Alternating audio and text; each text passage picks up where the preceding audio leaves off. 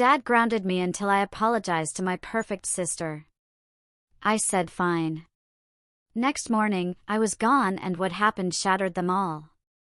My own father stared me down, his face red with anger, and gave me an ultimatum: apologize to my sister, Chloe, or pack my bags.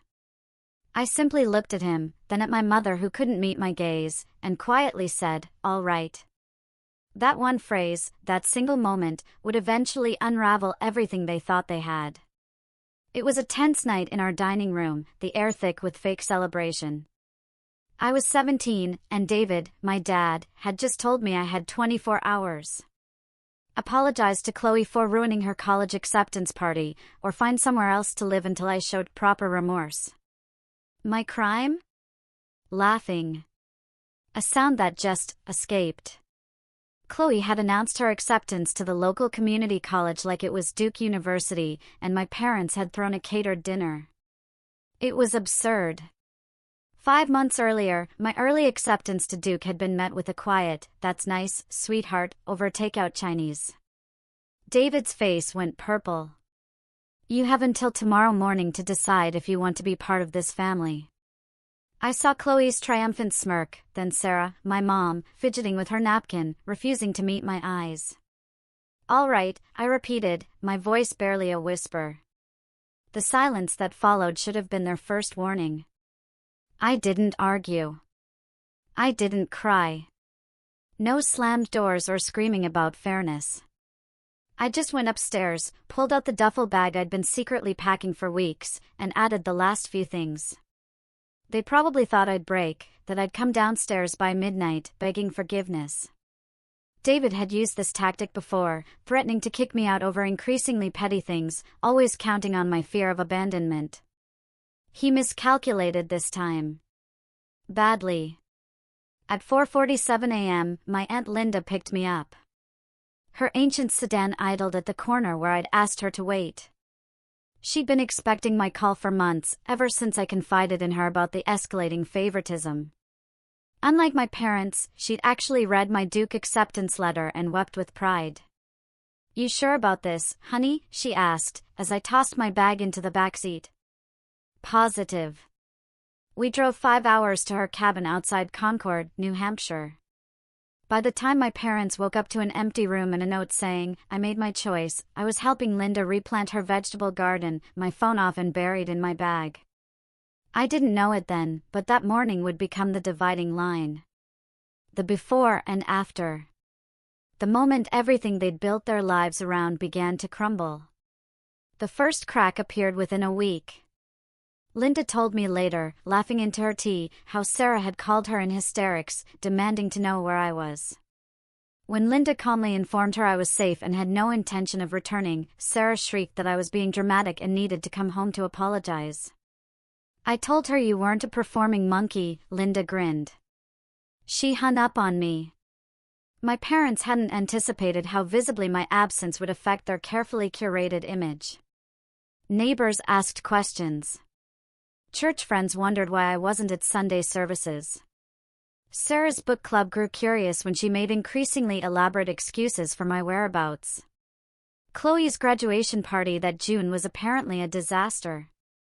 Everyone kept asking where I was. David tried saying I was busy with college preparations, but that excuse wore thin when people pointed out Duke's semester didn't start until September. Sarah finally admitted I was staying with relatives for the summer. The gossip mills churned. One of Sarah's closest friends, Mrs. Jenkins, cornered her in a local grocery store parking lot and asked point-blank if they'd kicked me out. Sarah's non-denial was apparently damning, and the story spread like wildfire. Meanwhile, I was thriving. Linda's cabin became my sanctuary.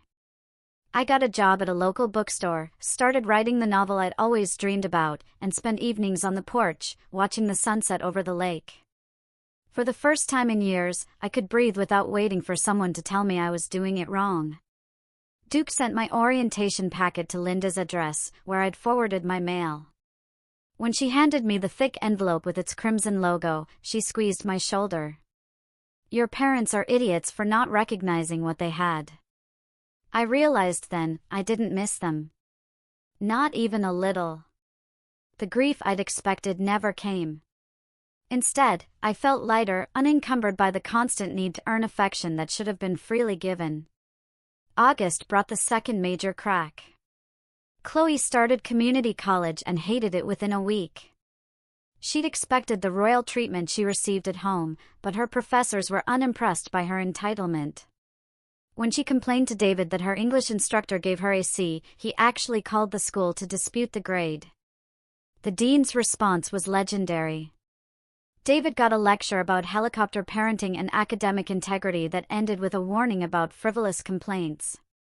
Sarah told Linda during one of their increasingly hostile phone calls that David had been humiliated by some pencil-pushing bureaucrat. Linda's reply was priceless. Maybe he should focus less on Chloe's mediocrity and more on repairing his relationship with his duke-bound daughter. Sarah hung up again. I later learned, through Linda's network, that the community college incident sparked something darker in my parents' marriage. David apparently exploded at Sarah, blaming her for raising Chloe to believe the world would bend to her whims. Sarah fired back that he was the one who insisted on that ridiculous celebration dinner. The real issue, though, ran deeper than one bad grade. My absence had exposed the fundamental rot in their family system. For years, they'd operated under an unspoken agreement. Chloe was the beloved princess who could do no wrong, and I was the capable workhorse who existed to make everyone else look good. My grades, achievements, potential, all background noise to Chloe's mediocrity. But now the workhorse was gone. And the princess had no one to outshine. Chloe's failures became impossible to ignore or excuse. Every bad grade, every skipped class, every complaint highlighted what they'd lost when they chose her over me. According to Mrs. Jenkins, their social circle began fragmenting. People who'd admired their close family unit now saw the cracks. David's golf buddies made uncomfortable jokes about kids these days. Sarah's book club grew tense whenever someone mentioned their own children's college successes. The Millers, whose daughter went to a state university, stopped inviting my parents to their monthly dinner parties. Mrs. Miller had asked Sarah directly why I wasn't coming home for holidays, and Sarah's evasive answer had been so transparently false it ended the friendship. When you build your social capital on the illusion of a perfect family, the truth becomes toxic. Financially, things worsened. David's business had struggled since a client pulled out, but pride prevented him from admitting the scope. He'd taken out a loan to cover operating expenses. 3 months later, another client left, citing philosophical differences after David made bitter comments about ungrateful children during a business lunch. Sarah's part-time dental receptionist job barely covered groceries. Chloe contributed nothing, claiming she was too stressed from school, even though she was taking 2 classes and failing both. The house they'd been so proud of, the one they bought to impress the neighbors, suddenly felt like an anchor dragging them underwater. I found out about some of this through an unexpected source, Chloe's former best friend, Maya, who reached out on social media. We'd been friendly before I left, and she'd always seemed uncomfortable with how my parents treated me. Her message was long and detailed, an apology for not speaking up, and a confession about what she'd witnessed. Maya wrote that Chloe had become insufferable, constantly complaining about her life while refusing to improve it. She'd burned through their entire friend group. The final straw came when Chloe borrowed $200 from Maya, then blocked her when Maya asked for it back. "Your sister is a nightmare," Maya wrote. "And your parents created her. Everyone can see it now. I'm sorry I didn't tell you years ago that you deserved better." I thanked her, but didn't engage beyond that. Maya's apology was nice, but it didn't change the past. Still, it confirmed what I'd suspected: my family's reputation was in freefall, and they had no one to blame but themselves. The holidays that year were disastrous. Sarah tried to recreate a picture-perfect Christmas, but my absence was glaring. Extended family kept asking about me. Aunt Linda had been explicitly uninvited, which caused its own drama when Sarah's other sister, Aunt Christine, found out and lectured Sarah about alienating the one relative who actually helped. Uncle George, David's brother, got drunk and asked point-blank why they'd kicked out their smart daughter and kept the dumb one. The evening ended with David throwing him out and Sarah crying in the bathroom. Chloe, oblivious, posted smiling selfies with her presents, each one garnering fewer likes as people tired of her performative happiness. Linda sent me a care package that Christmas with homemade cookies, a beautiful journal, and a card that made me sob. "Family isn't where you come from," it read. "It's who shows up. I'll always show up for you." September arrived with golden leaves and the excitement of new beginnings. Linda drove me to Duke, helping me move into my dorm and meeting my roommate, a brilliant engineering student named Anika from Atlanta. As we unpacked, Linda pressed an envelope into my hands. "For emergencies," she said. Inside was a check for $5,000.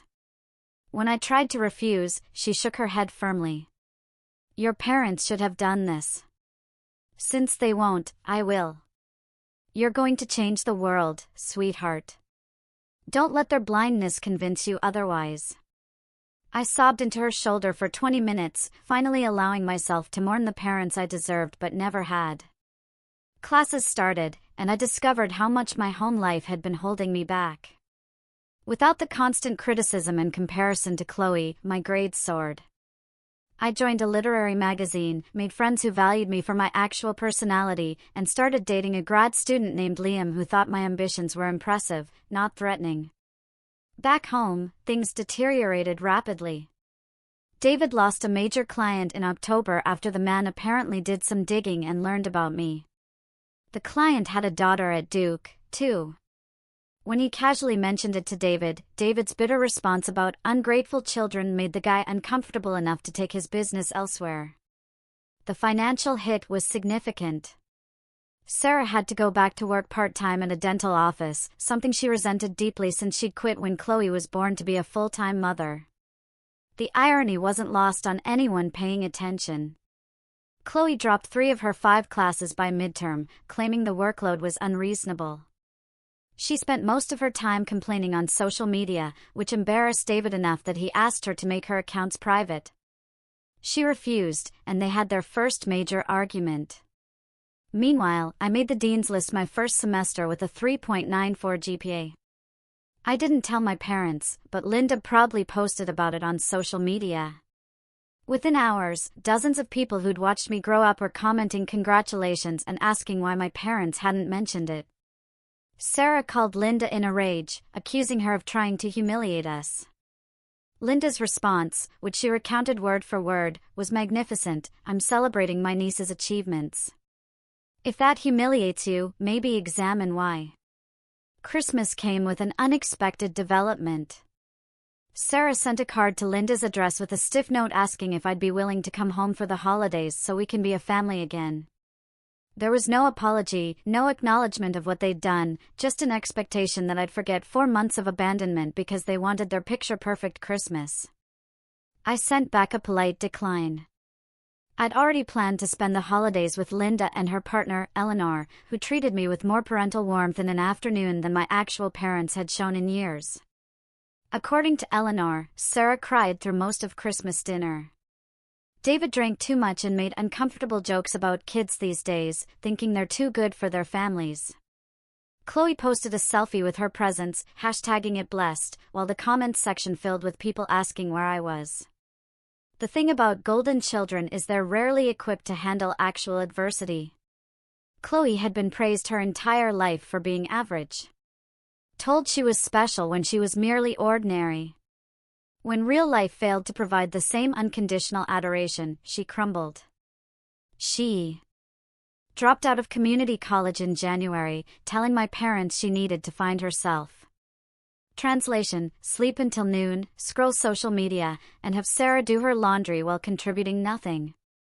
David tried to put his foot down, insisting she needed to work or go back to school, but Sarah defended her sensitivity and need for time to adjust. The arguments between my parents intensified. David blamed Sarah's coddling for Chloe's failure to launch.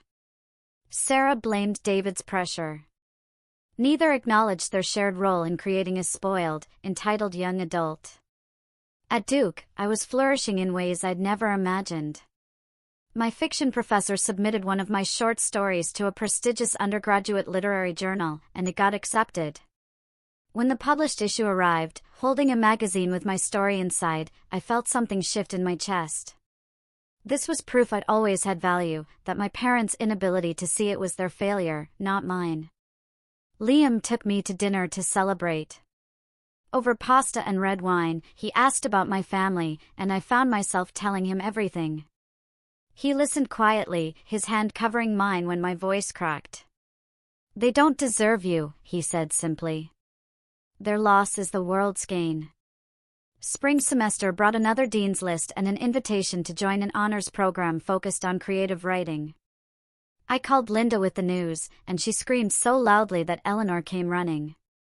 "We're getting margaritas to celebrate," Linda declared.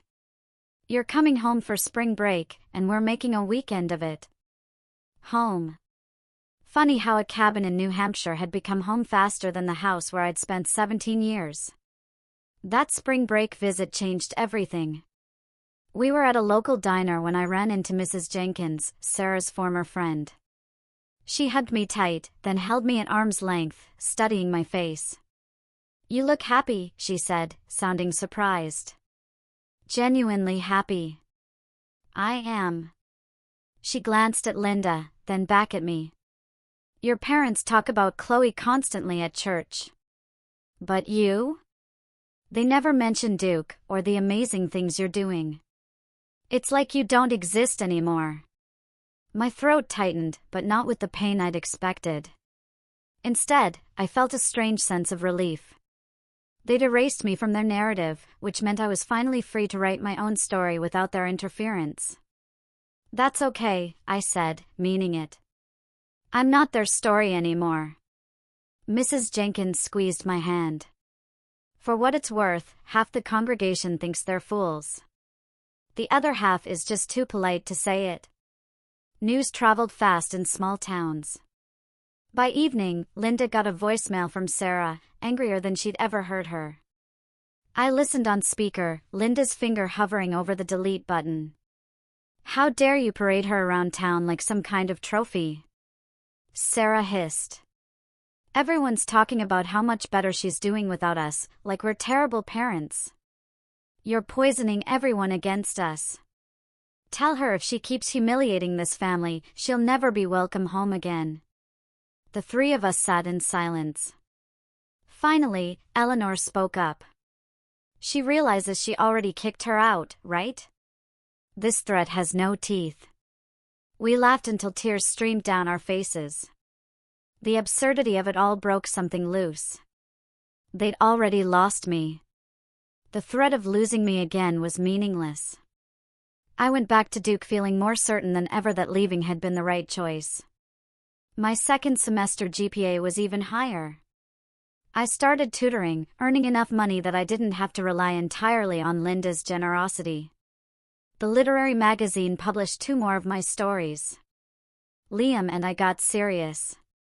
He met Linda and Eleanor over video chat. Afterward, Linda texted me, "He's brilliant and he looks at you like you hung the moon. Keep him."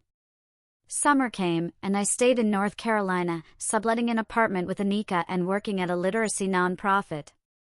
The work was hard but meaningful, teaching reading skills to underprivileged kids who reminded me that family wasn't always about blood. Back home, Chloe got a job at the mall and was fired within 3 weeks for chronic lateness. She moved on to a coffee shop, then a boutique, each job lasting less time than the previous. According to Linda's sources, Sarah made excuses while David grew increasingly frustrated. Their marriage was fracturing. David spent longer hours at work, avoiding home. Sarah buried herself in church activities and Chloe's drama.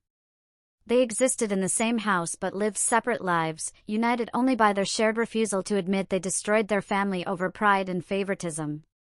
My sophomore year began with an unexpected email from David. The subject line read, "We need to talk," and I almost deleted it, but curiosity won. The email was stiff, formal, nothing like how a father should write to his daughter. He claimed they missed me and wanted to move forward as a family. He mentioned Chloe was going through a tough time and could use her big sister's support. He said Sarah had been stressed and perhaps they'd all overreacted last year. Not once did he apologize. Not once did he acknowledge they'd thrown me out for laughing. The entire email was framed as if I'd simply left for college and stayed away out of stubbornness, rather than self-preservation. I read it 3 times, waiting to feel something. Anger, hurt, longing. Instead, I felt nothing but a distant sort of pity. They still didn't get it. They probably never would. My response was brief: I appreciate you reaching out, but I'm not interested in resuming a relationship built on conditional love and scapegoating. I hope you find peace. Liam read it over my shoulder and whistled low. Think they'll respond? No, I said. They'll be too offended that I didn't fall at their feet with gratitude for this crumb of attention. I was right. Silence followed, confirming their outreach was less about repairing our relationship and more about appearances or alleviating guilt. Thanksgiving approached, and I spent it with Liam's family in Asheville, North Carolina. His parents, Maria and Robert, were warm and welcoming, asking genuine questions about my studies and aspirations. His younger sister showed me her own writing, asking shyly if I'd read it. Maria hugged me goodbye and whispered, "You're always welcome here." Driving back to Duke, Liam squeezed my hand. You okay? Yeah, I said, surprised to find it was true. I really am. December brought a surprise, a letter from Chloe, handwritten on purple stationery covered in doodles. The writing was almost childlike, and the content was both accusatory and pleading. She wrote that things had been really hard since I left, that Sarah and David fought constantly, that everyone treated her differently. She claimed she didn't understand why I was punishing the whole family by staying away. She said she was sorry if she'd done something to upset me, but couldn't figure out what. The lack of self-awareness was staggering. After 2 pages of complaints about how my absence affected her, she ended with, "We're still your family. You can't just throw that away over nothing." Over nothing. My laughter echoed through my apartment, startling Anika. I threw the letter away without responding. Some bridges aren't worth rebuilding. My sophomore year ended with a summer research grant to study contemporary fiction writing techniques with one of Professor Evans' most acclaimed professors. The grant included housing and a stipend, meaning another summer away from New Hampshire. I called Linda to apologize, but she was thrilled. "Baby, you're supposed to spread your wings. I'll visit in July, and you can show me around campus properly." That summer became a turning point in ways I couldn't have predicted. The research wasn't just academic, it was deeply personal. Professor Evans assigned us to write about our most painful memories, to mine our trauma for truth. The best fiction, she said, comes from places we're afraid to look. So I looked. I wrote about being 17 and invisible, about watching my parents celebrate mediocrity while ignoring excellence, about the relief of leaving and the unexpected absence of grief. The words poured out of me, years of silence breaking like a dam. My workshop group sat in stunned silence after I read the first chapter. Finally, a graduate student named Ethan spoke up. "This isn't just good. This is necessary. People need to read this." The validation hit differently than any grade or award. These were serious writers telling me my pain had value, that my story mattered. I worked 16-hour days, fueled by coffee and the desperate need to get it all out. Liam visited on weekends, bringing takeout and sitting quietly while I typed, his presence a comforting anchor. One Saturday night, after I'd been particularly silent, he sat down his fork and looked at me intently. "Can I ask you something?" he said. "Do you ever miss them? Your parents? I mean, even a little?" I considered the question honestly. I miss the idea of them. The parents I deserved but never had. But the actual people? No. They showed me exactly who they were, and I believed them. He nodded slowly. My mom, Maria, asked if you'd want them at our wedding someday. If we get married, I mean. His ears turned red. Not that I'm proposing, just, eventually.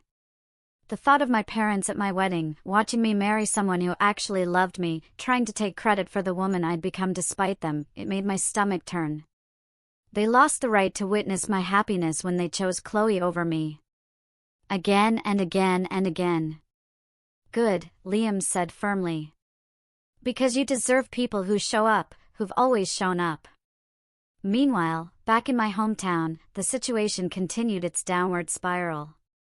David's business lost another client in June, this time because of his own behavior. He'd apparently shown up to a meeting hungover, been short-tempered, and made several critical errors. The client walked out halfway through. Sarah found out about the drinking when she discovered empty bourbon bottles hidden in David's office. The fight that followed was explosive enough that neighbors heard it. David accused Sarah of driving him to drink with her constant defense of Chloe's laziness. Sarah screamed that he destroyed their family by refusing to apologize to me. The irony was lost on neither of them. They could see the problem, they just couldn't see their own role in creating it. David blamed Sarah's coddling. Sarah blamed David's rigidity. Neither could admit they'd both chosen wrong when they threw me out over a laugh. Chloe, for her part, had found a new boyfriend, a 24-year-old named Noah, who worked part-time at a gas station and still lived with his parents. Sarah was thrilled Chloe had someone special, ignoring the red flags. David was less enthusiastic, but by that point, he'd given up trying to set standards. Noah apparently moved into my old room within 3 months. My childhood bedroom, where I dreamed about Duke and wrote stories late into the night, now housed a grown man who played video games until 4 a.m. and contributed nothing to household expenses. Linda told me this detail with barely concealed fury. They wouldn't let their brilliant daughter live at home because she laughed, but they're housing Chloe's loser boyfriend. The cognitive dissonance is Olympic level. I tried to feel angry, but mostly I felt sorry for them. They traded their daughter's potential for this. A failing business, a crumbling marriage, an entitled daughter with an even more entitled boyfriend living in their house like parasites. The punishment fit the crime, I suppose, though they'd never see it that way. Back at Duke, my summer project turned into something bigger. Professor Evans submitted it to a national competition for emerging writers. I didn't win, but I placed as a finalist, which came with publication in a prestigious quarterly called the Meridian Review and a $1,000 prize. The published piece caught attention within literary circles. Several established writers reached out with encouragement. My inbox filled with messages from readers. For the first time, I understood the power of honest writing, how vulnerability could create connection. That fall during my junior year, I focused on finishing my novel. The manuscript had grown to nearly 300 pages, each one excavating another layer of my experience. Professor Evans read drafts and pushed me to go deeper, to resist softening the hard truths. That summer was transformative. The research pushed my writing in directions I'd never considered, challenging me to experiment with structure and voice. The other grant recipients became close friends, all of us working late into the night, surviving on coffee and shared takeout. Liam graduated and got accepted to a PhD program at Chapel Hill, just across the bay from Duke. The night he told me, we celebrated on the roof of his apartment building, watching the city lights and talking about the future. We could get a place together in Durham next year, he said. You'd be close to campus. I'd be close to Chapel Hill, and we could actually build a life together. I said yes without hesitation, ready to build a life with someone who valued me. Linda visited in July as promised, and I showed her everything, my favorite study spots, the creative writing building, the coffee shop where I'd written my best story. She met Liam and gave him her blessing with a fierce hug and a whispered threat about what would happen if he broke my heart. We had dinner at a fancy restaurant overlooking the bay, just the two of us. Linda raised her glass of wine. To you, sweetheart. To your brilliant mind, your gorgeous heart, and your courage to walk away from people who didn't deserve you. We clinked glasses, and I felt the last vestiges of doubt dissolve. I'd made the right choice. Every single time I chose myself, and it had led me here, happy, successful, loved. What's happening back home? I asked, not because I cared deeply, but because I was curious. Linda's expression turned grim. Chloe moved back in after her fourth failed job. Your dad's blood pressure is through the roof. Your mom's on anti-anxiety medication. They fight about money constantly since his business hasn't recovered. The whole thing's a mess, and they still blame me some days. Other days they pretend you never existed. Mrs. Jenkins says it's like they've rewritten history. In their version, they only ever had one daughter, and she's tragically underappreciated by the world. The delusion was almost impressive. But that was the thing about people who couldn't accept responsibility. They'd always find someone else to blame, some alternate reality to retreat into. Junior year brought new challenges and greater achievements. I was appointed editor of the literary magazine, juggling that with my coursework and novel revision. The work was exhausting, but fulfilling. I moved in with Liam in Durham that September, creating a home that was truly ours. We painted the walls together, scoured thrift stores for furniture, and hosted dinner parties with friends who became chosen family. For the first time, I understood what home was supposed to feel like. Chloe somehow found my phone number and started sending occasional texts, usually late at night, usually complaints about how unfair her life was.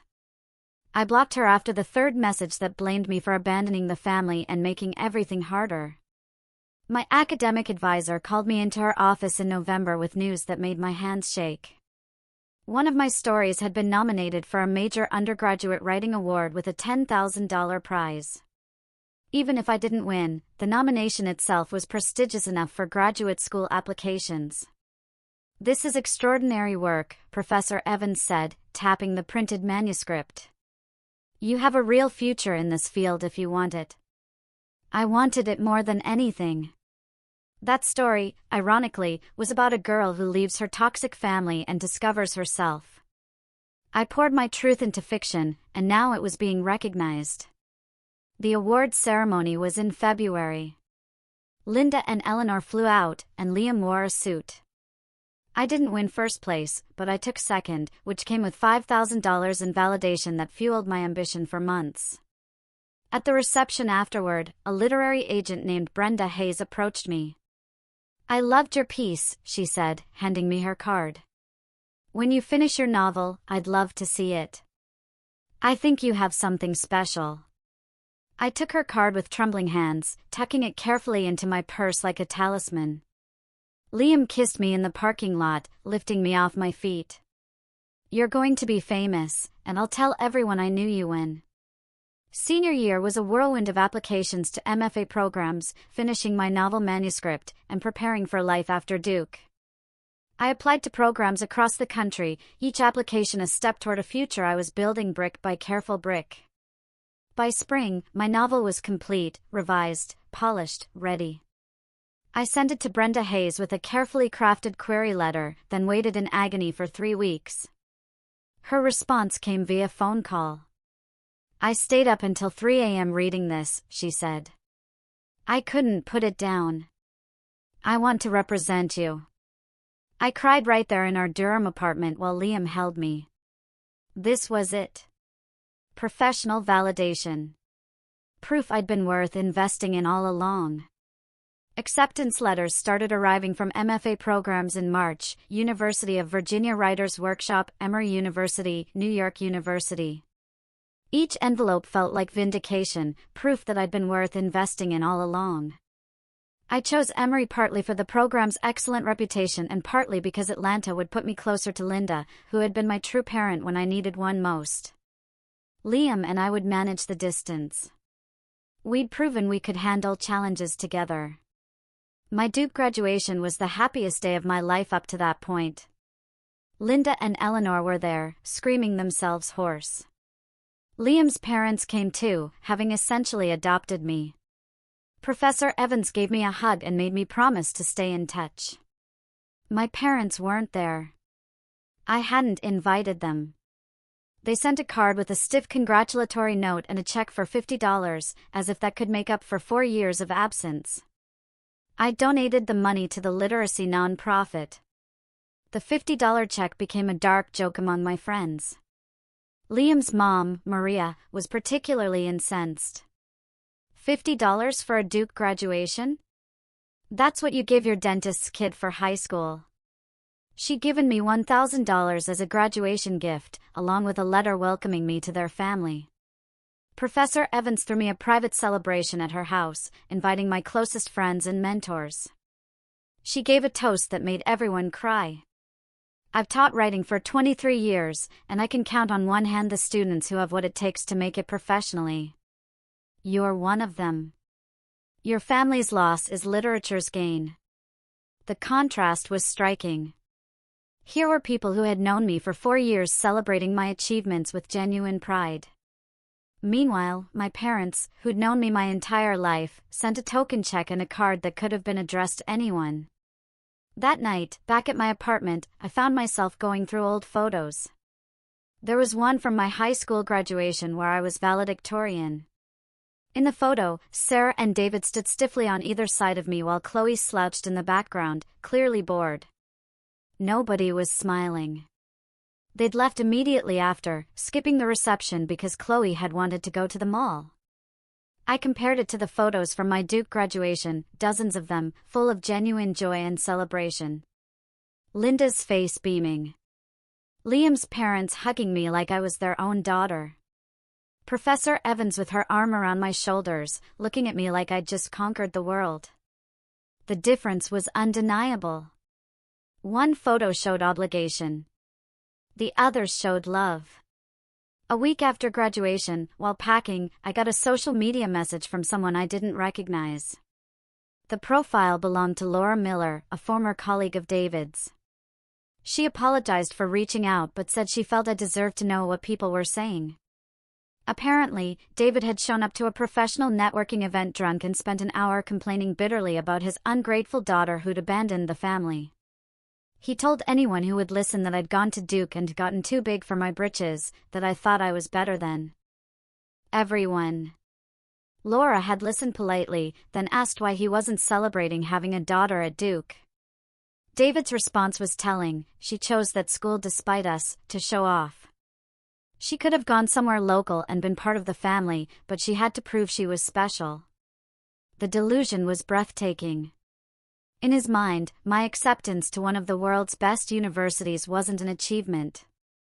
It was an act of rebellion. My success wasn't something to be proud of, it was a personal attack. Laura ended her message with an observation that hit hard: I've met hundreds of professionals, and I've never seen someone so threatened by their own child's potential. I'm sorry you didn't get the father you deserved, but from what I've heard, you didn't need him anyway. I thanked her for telling me and shared the message with Liam. He read it twice, his jaw tightening. He's jealous of his own daughter. That's sick. That's always been the problem, I said quietly. They didn't want a successful daughter. They wanted a grateful one, someone who would make them look good without outshining them. I committed the cardinal sin of having ambitions that exceeded their comfort level. The summer before graduate school brought unexpected developments. Brenda submitted my novel to publishers in June. The waiting stretched my nerves thin, but I tried to focus on preparing for Emory. When the first offer came in July, I was helping Linda paint her kitchen. My phone rang, Brenda's name lighting up the screen, and I nearly dropped it in the paint tray. We have an offer, she said. $15,000 for world rights. It's a good house. Reputable, strong distribution. What do you think? My voice came out as a whisper. Yes. Absolutely. Yes. I called Liam first. He screamed so loudly his lab mates in Chapel Hill apparently came running. Then I called Linda, who cried and got paint in her hair. Finally, I called Professor Evans, who said simply, I knew it. I always knew it. The news spread quickly through Duke's creative writing department. My story became one they'd point to. Proof that the program worked. That talent combined with dedication could lead somewhere real. Through all of this, my family remained silent. I hadn't told them about the book deal, but news travels. Mrs. Jenkins casually mentioned it at church when Sarah was within earshot. Linda heard about Sarah's reaction through the grapevine. She'd gone pale, excused herself, and spent 20 minutes in the bathroom. David's response was to tell people I'd probably exaggerated the deal. That small press is barely counted as real publishing. When people looked at my publisher and found it was legitimate, he switched tactics. Well, anyone can write a book. Selling copies is the hard part. The goalposts kept moving. Nothing I did would ever be enough because the problem wasn't my achievements. It was that they existed at all. I committed the unforgivable sin of succeeding without them, of proving I didn't need their approval or support. Chloe's response was more direct. She sent me a long, rambling social media message accusing me of flaunting my success to make the family look bad. "You could have told us privately," she wrote. "But no, you had to make a big public spectacle. Everything's always about you." The projection was remarkable. Chloe, who documented her every meal, was accusing me of being attention-seeking for existing publicly. I didn't respond. There was nothing to say to someone so fundamentally lacking in self-awareness. What hurt more than their jealousy was the realization that they'd never be happy for me. Not when I got into Duke. Not when I graduated with honors. Not when I sold a book. No achievement would ever be celebrated because my success was a mirror reflecting their failure to nurture it. Liam's parents, by contrast, threw me a book deal celebration at their house in Asheville. They invited extended family, neighbors, and friends, nearly 50 people who toasted my success. Maria made a 3-tier cake with published author written in frosting. Robert gave a speech about how proud they were to have me in the family, even though we aren't married yet. "This," Liam whispered during the party, "is what parents are supposed to act like. Remember this when you doubt yourself." I thought about his words often. My parents had given me one valuable gift, even if unintentionally. They taught me exactly what not to accept as normal. Their dysfunction had calibrated my expectations so precisely that I could recognize genuine love and support when I found it. 6 months into my MFA program, my debut novel sold. The advance was modest but meaningful enough to cover expenses and validate every choice I'd made. Linda cried when I told her. "Your parents have no idea what they lost." "Their loss," I said, echoing Liam's words from years ago. "The world's gain." Publication day came during my second year at Emory. The book got strong reviews in trade publications, with critics praising its unflinching examination of family dynamics. Sales were respectable enough that Brenda started talking about a second book. A local newspaper in my hometown ran a feature about me, the hometown girl who made it as a published author. The article mentioned my Duke graduation and Emory MFA. It didn't mention my parents because when the journalist reached out for comment, they declined. According to Linda, Sarah had a breakdown when the article ran. She'd somehow convinced herself I'd fail, that I'd eventually come crawling back. The publication proved her wrong in the most public way possible. David apparently tried to reach out through Linda, asking for my contact information. She refused. "Your daughter is thriving without you. Leave her alone." Chloe sent a social media message, "I can't believe you wrote a book and didn't tell us. That's so messed up." I left it on read.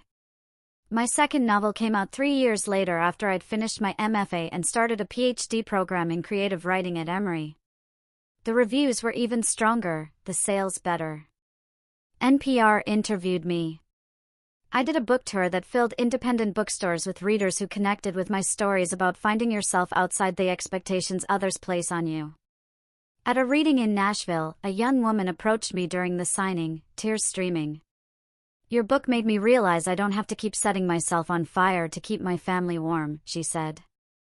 "Thank you for writing it. These moments made everything worth it." Every painful memory, every moment of doubt, every night I'd wondered if leaving had been selfish, it all led to this, helping others find their own courage.